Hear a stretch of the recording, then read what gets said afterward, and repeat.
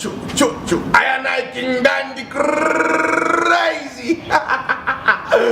Wow. You're watching MD90. Subscribe to YouTube channel. Nishiu. They gave you. Well, the 2026 campaigns seems to have started, and it seems like the Kawata Member of Parliament is utilizing the president's leverage before he becomes busy.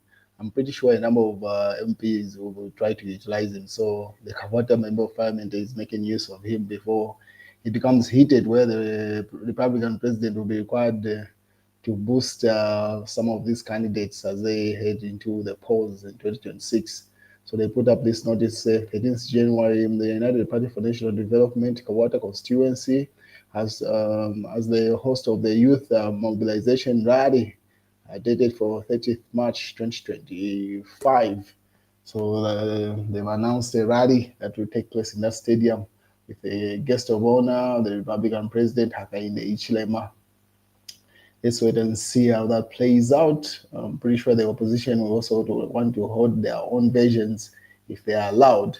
What is the Electoral Commission of Zambia, which is the ECZ, has awarded the contract for the 2026 ballot papers to a UAE, United Arab Emirates firm.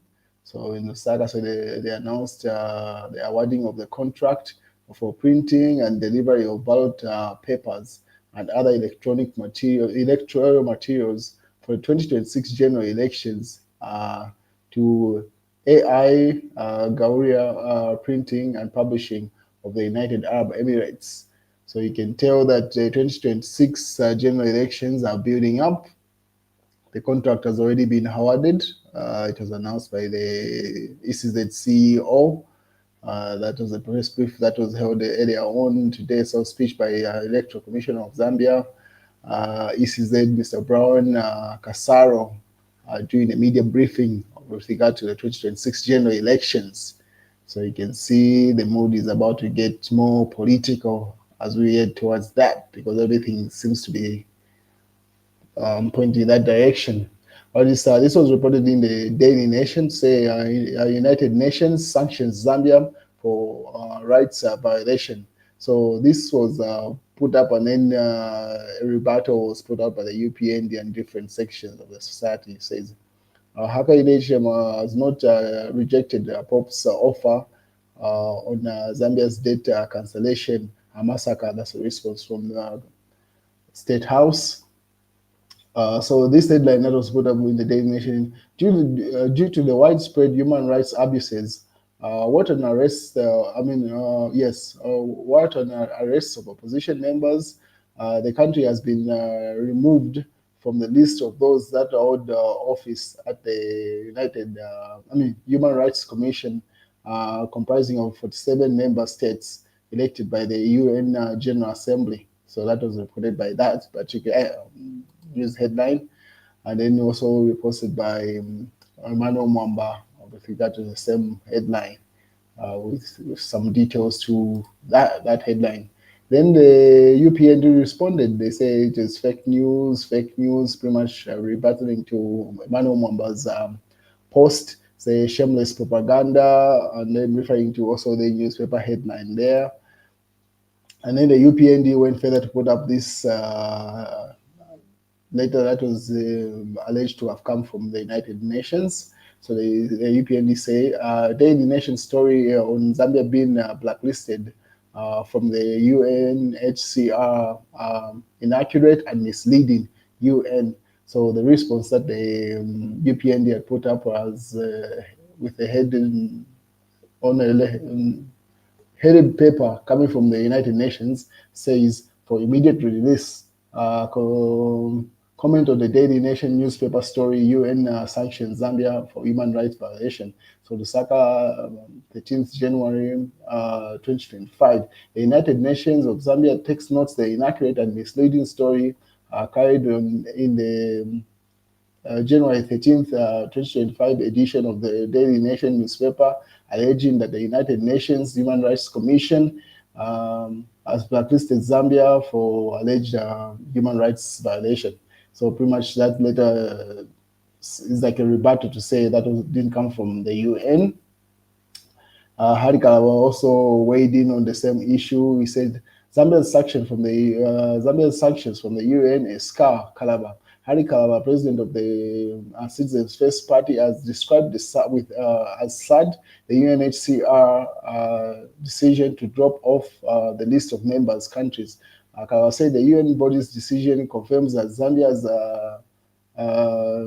is staggering on the brink of becoming a parish state in the eye of the international community, or a para in the international community. He goes further to describe the situation there. And then the Tonsai Alliance seems, whoever runs this page, I don't know if it's the official page of the Tonsai Alliance, but the UPND got a screenshot from the Alliance's page and reposted it. They say, Eastern Province, you have let us down.